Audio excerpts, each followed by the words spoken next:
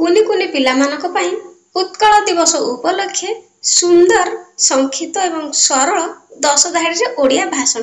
तेबे आसंतु डेरी न करी वीडियोटी को आरंभ करिनेबा। नंबर 1 प्रति वर्ष एप्रिल मास 1 तारिख को उत्कल दिवस रूपे पालन करा जाए।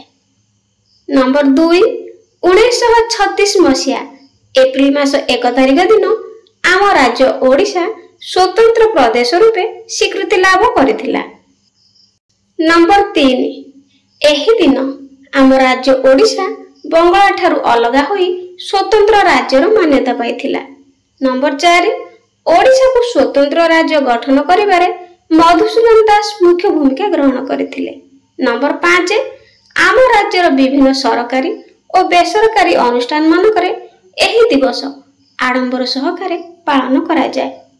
नंबर 6 उत्कल सम्मेलन को मधुसूदन दास स्थापना करथिले एवं एथिरे 62 जन सदस्य थिले।